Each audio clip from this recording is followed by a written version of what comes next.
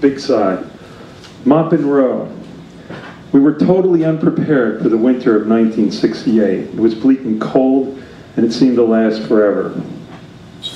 My wife and I were from the north, Reading, Pennsylvania, and we had joined a government program to help organize the dispossessed so they could eventually help themselves. This program was called VISTA, which stands for Volunteers in Service to America. What it really was my ticket out of Vietnam. If I volunteered to help the poor, then I wouldn't get drafted. It was called alternative service. The folks we were supposed to be helping were Southerners, poor Southern whites, rednecks. After training in Atlanta, we got sent to Tennessee, to the Tri-Cities area on the Tennessee-Virginia border. The three cities were Bristol, Kingsport, and Johnson City. We ended up in a holler just outside of Johnson City city limits.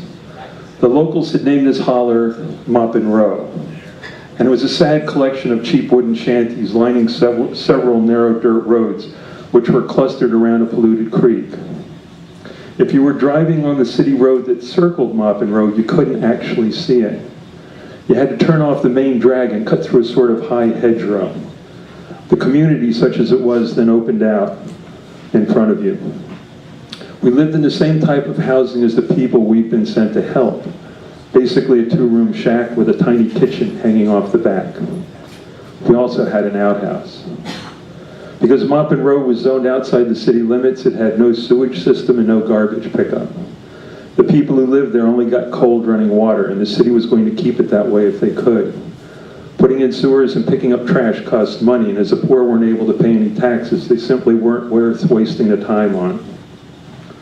Our neighbors were actually very nice to us. Mrs. Jones, who lived with her family on the dirt road that intersected with ours, tried to show us how to bank a coal fire so it would last through the night. The secret was to surround the heart of the fire with enough combustible material to provide fuel for it, but not enough to smother the life out of it. A coal fire banked correctly would smolder slowly, lasting almost till dawn. The only drawback were the inevitable fumes, but the shack we lived in was so drafty that that problem was moot. I never did get the hang of it. Once winter settled in, we had to punt. We drove to the local discount store and bought an electric blanket and a large electric heater. We figured that this would be enough to make the one room livable, the bedroom. The rest of our tiny home we abandoned to the cold. And it was so cold in the living room that we could put the milk and soda on the floor below the window where they kept just fine. Meats and any other frozen goods were stashed on the windowsill where they stayed frozen. I guess I should mention that we didn't have a refrigerator. The house didn't come with one, and we didn't have enough money to buy one, so we ate most of our meals in fast food joints. They got to know us pretty well in a local McDonald's. The bitter cold made sex difficult, almost impossible. Moving around under the electric blanket produced a ton of static electricity that snapped and crackled and gave us a continuous series of painful shocks. It was like trying to couple on a bed of hot coals. If we threw the cover off, we froze our asses, and if we made it to any kind of climax, the wet cum would almost short the damn thing out. We ended up huddling together under the toasty blanket, watched a lot of late-night television.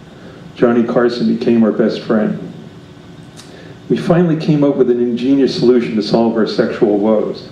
We'd hop into our half-ton pickup truck, drive to the East Tennessee State University parking lot, and fuck in the cab while keeping the engine running and the heater on.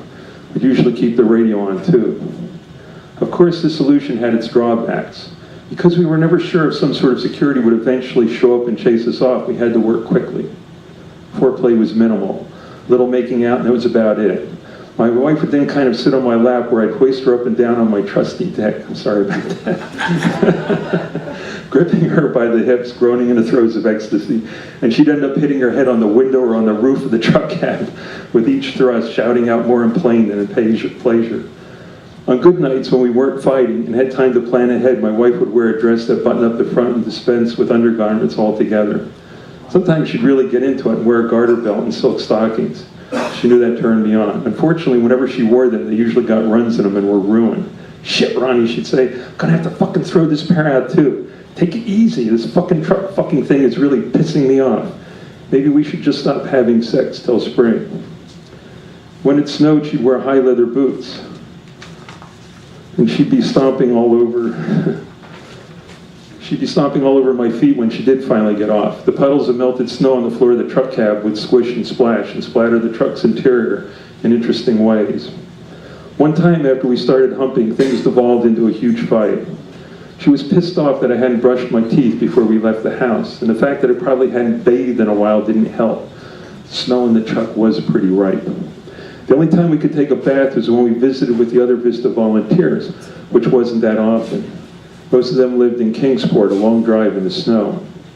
They had been assigned to help a more urban population, mostly folks who lived in projects. So those volunteers had been placed in regular homes with bathrooms and refrigerators. Whenever we did drive up to Kingsport, it was a real treat to get cleaned up and become almost normal again. Anyway, after we screamed at each other for a while, she jumped out of the truck half naked but with her boots still on and ran off into the snowy night.